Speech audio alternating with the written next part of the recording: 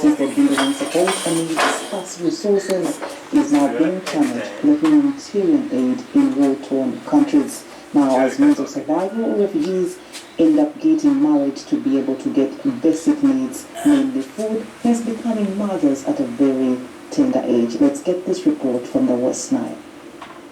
A grueling journey leads us to Rhino Camp refugee settlement in Omgo Zone, Terego district. Here, we meet a number of girls, all below 18 years old, carrying babies not born by their mothers or relatives, but by the girls themselves. These are girls pushed into early marriage and pregnancy by tough conditions, especially when food, a critical basic need for survival, was getting hard to come by. Among them is a 16-year-old refugee mother, even after getting married, hoping to be better, pondering the next move to secure what to eat without completely no idea of how she can make the breakthrough is still a routine to this worried-looking girl. The worst is she is not only distressed herself, feeling the pinch of starvation, but the fragile soul she has to take care of. That is her baby, whose father is nowhere to be traced. I decided to marry, but even in marriage, I still suffer because my husband cannot afford the food. This girl's story is not any different from her colleagues and many other refugee girls.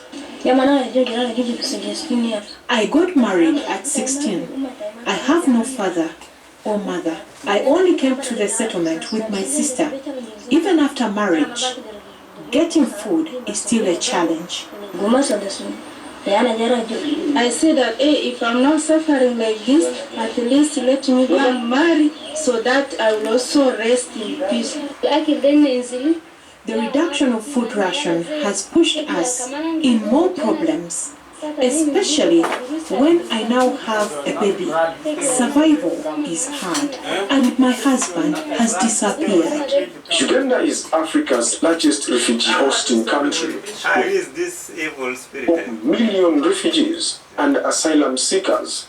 The refugee response is being confronted by dire funding gap as a result of the devastating impact of COVID-19, the global economic recession, the war in Ukraine, among others. The funding gap has pushed World Food Programme to cut food ration and, in some instances, completely removed some refugee families from food support. We'll look at things like people's food consumption, we'll look at malnutrition rates, we'll look at the kind of survival strategies that refugees resort to if they are in difficulties. Many young refugee girls have left the camps to the urban centers in a desperate attempt to gamble life. The food ratio, which was reduced, people in category 3, they are not getting anything. Most of them are young girls, and most of them went for early marriages. There are 2 girls who are already 13, then the other one is 12. Yes, but when I stopped from getting food ratio, they sneak out. The government of Uganda has continued to engage partners to contain the situation. Yes, as the Office of the Prime Minister, we have seen because of COVID, there has been reduced funding and many partners are exiting the settlement. The refugee community is still a very vulnerable community that needs more support.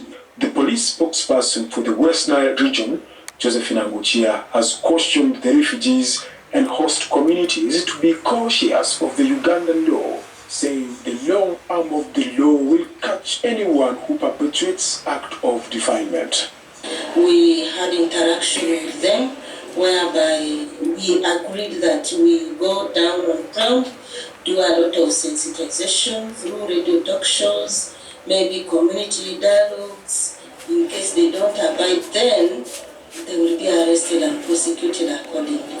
It is until you visit a refugee homestead like this that you get to understand the magnitude of the problem, how dire the situation created by the reduction of capital food aid is. They could support us with the Life Food Project. Then the other thing is, if they could get first land, where we can cultivate. Many refugees have decided to take that perilous journey back home, despite the risks involved due to the insecurity back home. For the news, I am Hafiz Bakit. Thanks, Bakit, for that report, and very disturbing report.